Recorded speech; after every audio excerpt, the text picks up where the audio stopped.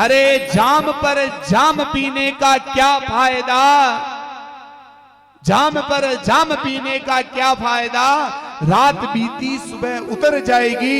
अरे जाम P low अगर मेरे हरि का तो सारी उमरिया सुधर जाएगी। श्रीमन नारायण नारायण नारायण, श्रीमन नारायण नारायण नारायण, श्रीमन नारायण नारायण नारायण, श्रीमन नारायण नारायण नारायण, श्रीमन नारायण नारायण नारायण, श्रीमन नारायण नारायण नारायण। अब तो हिरण्यकश्यप को बहुत क्रोध आ गया। वह क्रोध में बोला, तू किसके बल पर इतना उचकता है, किसके बल पर इतना फूलता है, किसके बल पर नारायण की भक्ति का प्रचार प्रसार करता है। प्रहलाद ने कहा, मैं तो उसके बल पर प्रचार प्रसार करता हूं जिसने ब्रह्मा को बल दे रखा है, जिससे तुमने वरदान प्राप्त किया है। तो हिरण्यकश्यप कहता है, बता तेरा नारायण कहां है। तो प्रहलाद कहता है कि मेरा नारायण तो हरि सर्वत्र समाना, यहां वहां सब जगह मेरा नारायण है। अच्छा, तेरा नारायण सब जगह है तो मुझे क्यों नहीं दिखाई देता है। बोले, जिस दिन तू अपना अभिमान, जिस दिन पिताजी आप अपना अभिमान छोड़ दोगे उस दिन आपको नारायण दिखेंगे। प्रहलाद ने कहा, मुझे तो दिखते हैं, आपको नहीं दिखते हैं। हिरण्यकश्यप ने कहा कि क्या इस खंबे के अंदर तेरा भगवान है। प्रहलाद ने कहा कि हाँ, इस खंबे के अंदर भी मेरा भगवान है। जब मेरे नारायण ने इस बात को सुना, उसी समय नारायण उस प्रहलाद की बात को सच साबित करने के लिए उस खंबे के अंदर जाकर के बैठ गए। उस खंबे के अंदर जाकर के बैठ गए। उस खंबे से दिव्य प्रकाश निकल रहा है, लेकिन और खंबे से आवाज भी आ रही है।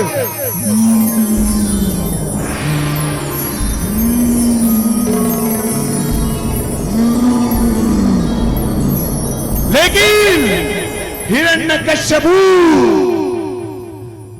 को कुछ नजर नहीं आ रहा उस प्रकाश के सामने। लेकिन अभिमानवश अपनी तलवार लेकर के उस खंबे की ओर दौड़ता है। जैसे ही खंबे की ओर दौड़ा, उस प्रकाश के सामने उसे कुछ नहीं दिखाई दे रहा। लेकिन क्रोधवश उसने अपनी तलवार को उठाया और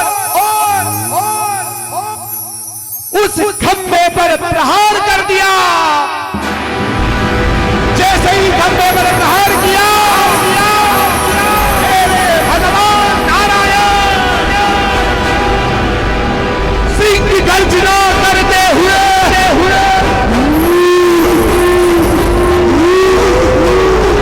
सिंह की गर्जना करते हुए मेरे नारायण उस प्रहलाद को बचाने के लिए नरसिंह रूप में प्रकट हो गए। नरसिंह भगवान की मेरे नरसिंह को बोला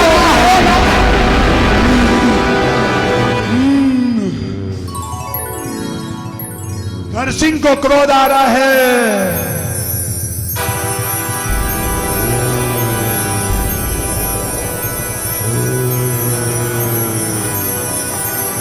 भगवान नरसिंह ने खम्भे से निकल के हिरण्यकश्यप की चोटी को पकड़ा, कभी इधर गिराया, कभी उधर गिराया, कभी इधर गिराया। तूने मेरे भक्त को, मेरे प्रहलाद को इतनी यातनाएं दी,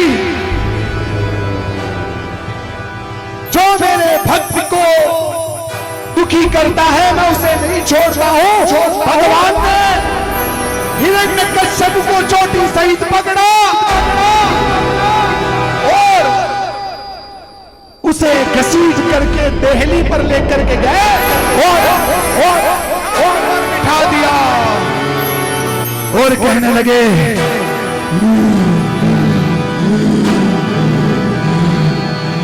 तूने क्या वरदान मांगे थे? क्या वरदान मांगे थे ब्रह्मा जी से कि न मैं अंदर मरूं न बाहर मरूं, बता तू कहां है? हिरण्यकश्यप ने कहा कि न मैं अंदर हूं न बाहर हूं, मैं इस बेली पर हूं। अरे तूने क्या वरदान मांगा था कि न मैं दिन में मरूं न रात में मरूं, बता अभी क्या है? बोले ना दिन है ना रात है, अभी तो संध्या का समय है। भगवान को बहुत गुस्सा है। तूने क्या मांगा था कि मैं 12 मासों में किसी मास में ना मरूं? तो बता ये कौन सा मास है? वो कहे ये तो अधिक मास है। अरे तूने क्या सोचा तू मेरे भक्त को तड़पाएगा और मैं तुझे छोड़ दूंगा? नरसिंह रूप बहुत विकराल है भगवान।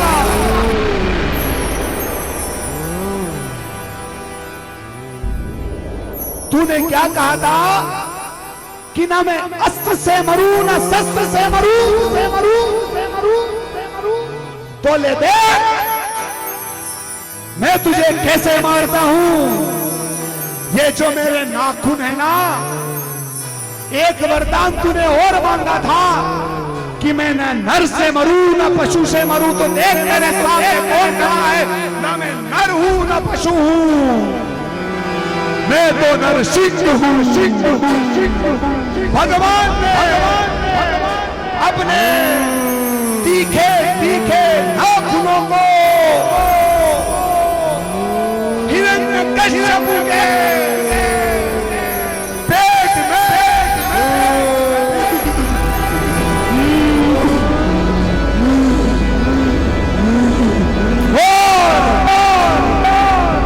पूरा चीखे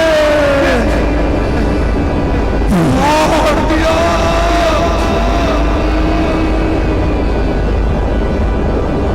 और रूप हो गया भगवान का। लक्ष्मी जी गई है लेकिन उनका रुद्र रूप शांत नहीं हुआ, वह डर के चली गई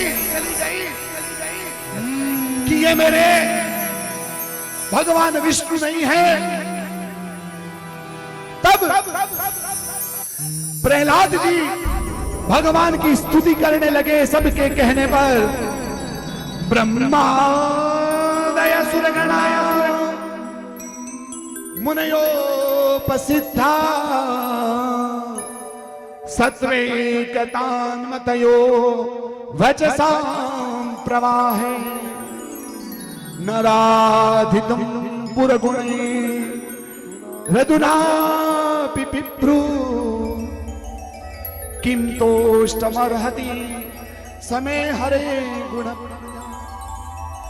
जब प्रहलाद जी ने वसंत तिलका छंद के अंदर भगवान की स्तुति करी, तब भगवान शांत हुए और उसे अपनी गोद में बैठाया और प्रहलाद जी उसके मस्तक को सूंघ करके उसे अपनी जिह्वा से चाट रहे हैं। कैसा से होगा। एक बार अपनी आंखें बंद करके उस रुद्र रूप को देखिए। सभी लोग अपनी आंखें बंद करिए। नरसिंह भगवान की गोद में उनके प्रिय प्रहलाद जी बैठे हुए हैं और वो अपने प्रिय भक्त को अपनी जिह्वा से प्यार कर रहे हैं और कहते हैं बेटा कुछ तो मांगो, मैं तुम्हें वरदान देता हूं। तो प्रहलाद जी क्या मांगते हैं कि आप मुझे वरदान देना चाहते हो तो मुझे ऐसा वरदान दीजिए कि मेरे पिता को नरक नहीं मिले, क्योंकि उन्होंने इतना पाप किया है तो उनको नरक नहीं मिले। तो नरसिंह भगवान कहते हैं कि तेरे पिता तो धन्य हैं कि तुझे उनको ऐसी संतान प्राप्त हुई जो अपने लिए नहीं सोच करके पिता के लिए सोच रही, जिसने इतना दुख दिया तुझे फिर भी तू उनके बारे में सोच रहा है। तेरा जैसा पुत्र अगर जिस घर में हो तो उसकी 21 पीढ़ियां तर जाती है। 21 पीढ़ियां कौन सी? 7 पीढ़ियां मातृ पक्ष की, 7 पीढ़ियां पितृ पक्ष की और 7 पीढ़ियां ससुराल पक्ष की। 21 पीढ़ियां तर जाती है। भगवान ने से आशीर्वाद